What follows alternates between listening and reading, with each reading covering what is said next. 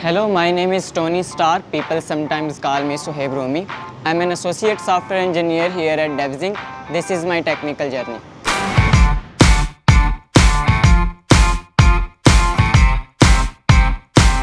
As a computer science fresh graduate आप ये चीज़ें सोचते हो कि आगे जब मैं जाऊंगा तो सॉफ्टवेयर इंजीनियर के तौर पर एज अ डेवलपर कोई चीज़ डेवलप करूंगा। तो जो हमारी ट्रेनिंग होती है, मेरी ट्रेनिंग के दौरान मैंने सारी मतलब ऐसी ही चीज़ें सीखी कि जो कह लें कि जो मेरा एक फ्यूचर पाथ था उससे बहुत ज़्यादा अलाइन कर रही थी और उससे मुझे एक बूस्ट स्टार्ट मिला।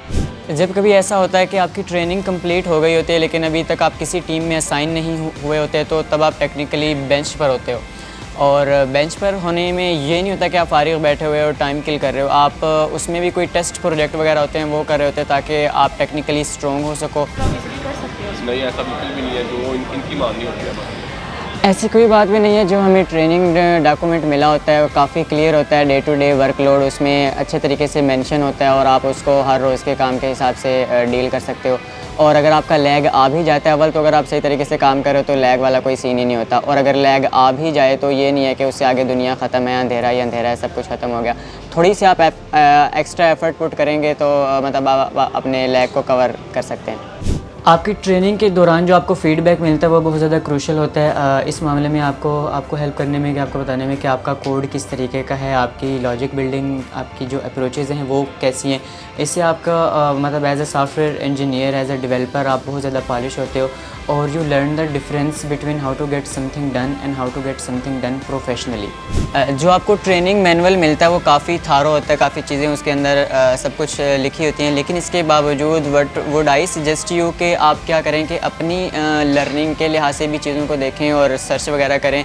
और यूट्यूब है आपके पास, हज़रत मोहतरम जनाब ChatGPT साहब हैं और बार्ड वगैरह हैं, इन लोगों से आप हेल्प लें और जो चीज़ें अपने अंदर के ना क्यूरियोसिटी को जगाएं। बेसिकली जब आपके अंदर क्यूरियोसिटी होती है तो आप एक कोई चीज़ पढ़ भी रहे हो तो उसके अंदर कोई ऐसा लफ्ज़, कोई ऐसी टर्म आई है जो आपको पहले नहीं पता, तो आप जाकर उससे सर्च करते हो तो it eventually helps you to become a better developer.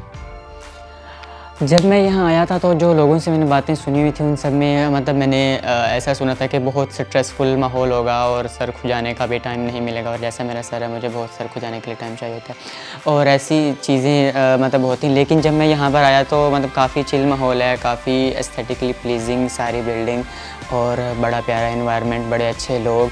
और इस चीज़ के साथ कि आपको माइंड फ्रेश करने के लिए बहुत सी एक्टिविटीज़ हैं जो आप कर सकते हैं। चाहो तो जिम में जाओ और कोई ऊपर आकर ड्राइंग वगैरह करो, मुख्तलिफ़ किस्म की बहुत सी चीज़ें आप करते हो।